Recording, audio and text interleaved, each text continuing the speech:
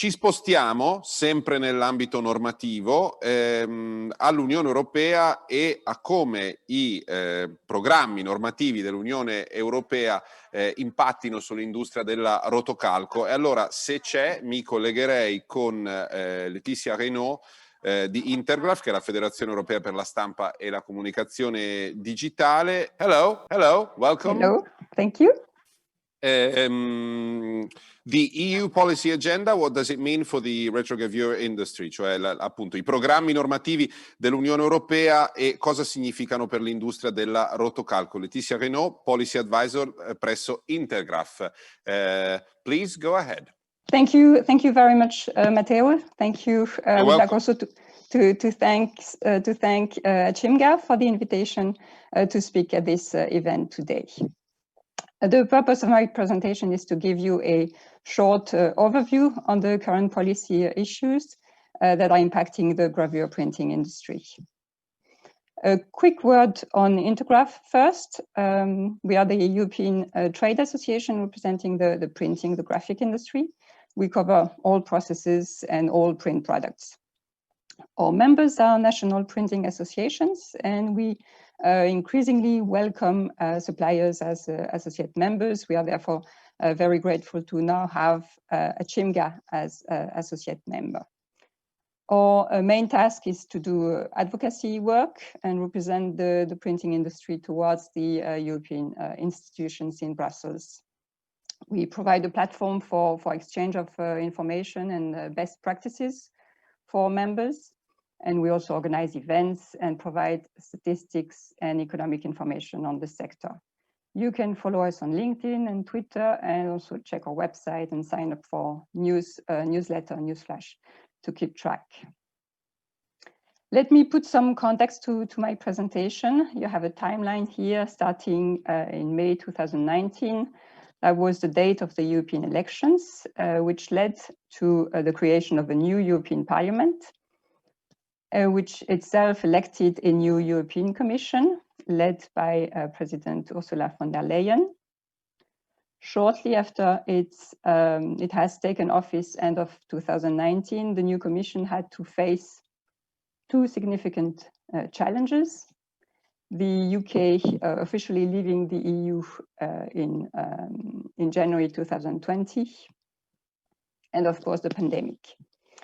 Both events have slowed down really the path of decision-making in the EU, but it did not hamper this new Commission from taking an impressive number of initiatives during the past month. The Commission presented a new industrial strategy for Europe. It presented a strategy for data, the more famous European Green Deal, a circular economy action plan, a new climate law, and more recently, a chemical strategy for sustainability. From all these initiatives, I will present 4 environmental policy areas, which I think will be relevant for the gravure printing industry beyond 2020. We will be talking about emissions, about chemicals, about products, and about packaging.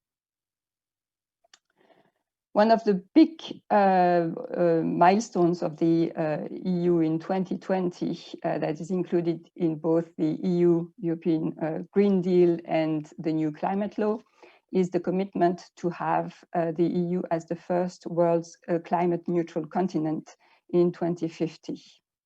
And to achieve climate neutrality, one of the leverages proposed by the new Commission is to cut emissions from large industrial installations. The EU has a regulatory tool addressing already industrial emissions. This is the European Industrial Emissions Directive.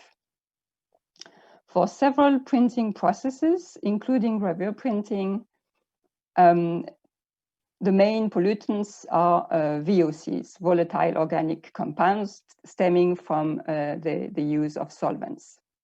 The Industrial Emissions Directive bases permit conditions, including emission limit values, on sector-specific BAT's, best available techniques. The one applicable to the printing industry is the surface treatment using organic solvents BREF, the STS BREF as we call it. It applies to printing companies consuming more than 200 tons per year of solvents. So that applies to gravure printing, but also to flexo and to large heatset printers. We have been working with the Commission on the revision of the BREF since 2015, and we are now expecting the publication of the official legal text in the coming weeks, months. I will not present the detailed requirements of this new legislation, but I have included already on this first slide the VOC requirements for publication gravure.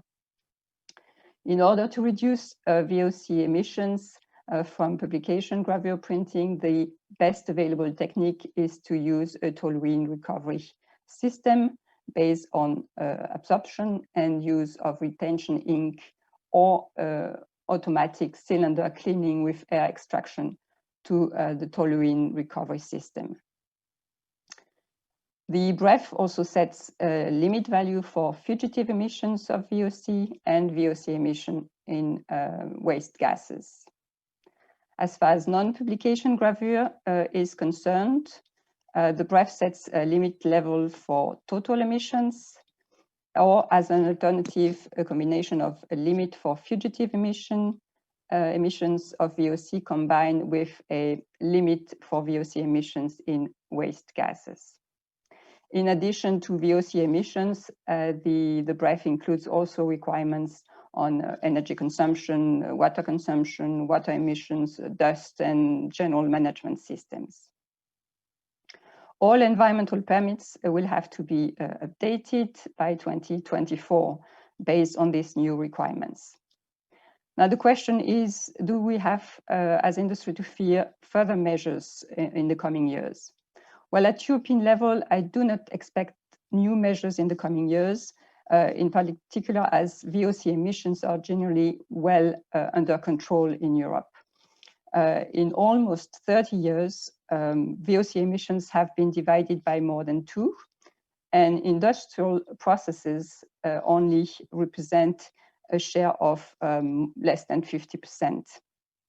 The other contributors to VOC emissions being the agricultural sector with their use of pesticides or the household use of solvents. And the current focus of the European Commission is actually more on indoor air quality, so on household use rather than the industrial use of solvents. I will move to the subject of chemicals. The use of safe and sustainable chemicals is the next priority set by the Commission to reach a zero pollution environment. The chemical strategy for sustainability was just issued actually last week. It proposes a toxic-free hierarchy whereby the design of safe and sustainable chemicals is prioritized over the current approach of minimizing exposure to dangerous chemicals. So in other words, chemicals producers will be incentivized to design and market safe and sustainable chemicals. The tool to regulate chemicals in Europe is the REACH regulation. As we've heard, the gravure printing industry is currently directly impacted by this regulation with the pending authorization procedure for the continuous use of chromium trioxide. I welcome the presentation from Dr. Julian. I think it was really well covered and very informative. I will not give more details in my own presentation. So what to expect on chemicals in addition to what we expect on chromium trioxide for after 2024? Well, the chemicals that will be granted special attention are endocrine disruptors.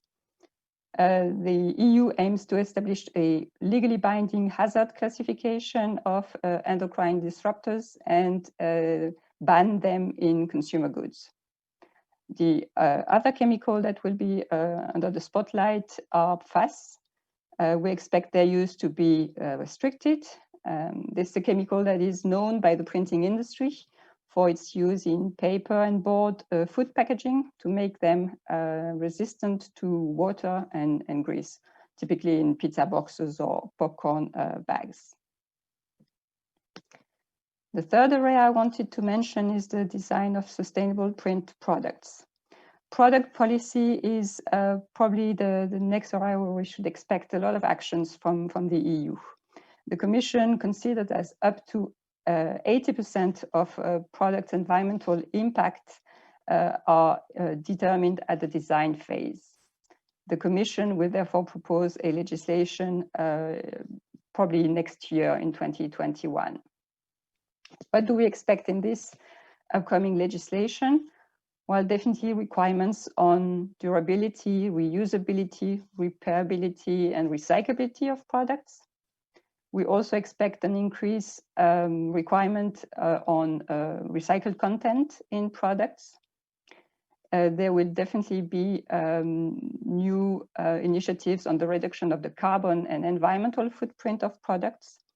And we actually know that a legislative proposal is under preparation on substantiating green claims based on EU product environmental footprint, which is a methodology put in place by the European Union and which will be extensively used as a reference. Again, in product policy, there are existing tools available to demonstrate the environmental performance of a print product. Environmental schemes like eco-labels, certifications, or carbon footprint calculators are available. Actually, the EU eco-label for printed products, so mainly for publication products, but also for stationery products, has just been revised. The publication of the legal text with the new criteria is expected also in the coming weeks. It will be interesting to see in the coming months and years how these schemes will coexist with the new product policy and this product environmental footprint calculation method. My last point is a focus on packaging.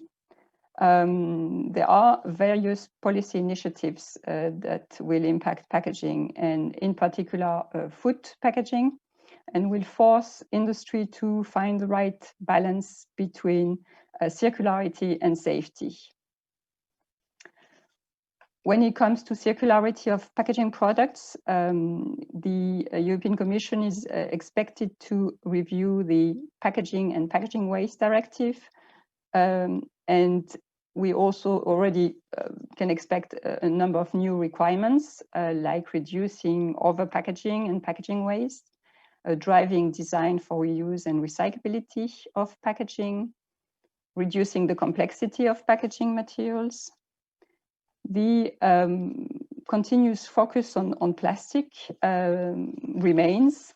The European environmental policy will focus on the implementation of the so-called SOUP directive, Single-Use Plastic Directive, where we are expecting guidelines in the coming weeks now on the clarification of the definitions of single-use, definition of plastic. We are, as far as the printing industry is concerned, expecting clarification on whether laminated paper-based packaging will be considered as a single-use plastic products because of the lamination of the paper. In addition, we expect future measures on mandatory requirements for recycled content in plastic products, restrictions of unintentionally added microplastics, and measurements of unintentionally released microplastics. And we also expect measures on promoting the use of biodegradable or compostable plastics. Right now, the Commission is more busy in trying to define both concepts, what are biodegradable plastics and what are compostable plastics. All these measures aim at promoting the circularity of packaging material. This, of course, cannot happen at the expense of safety of packaging material. And this is also a field that the European Commission is working on. A new European regulation on printed food contact material is expected. Right now, the Commission is focusing on the evaluation of the current legislative framework regarding food contact material.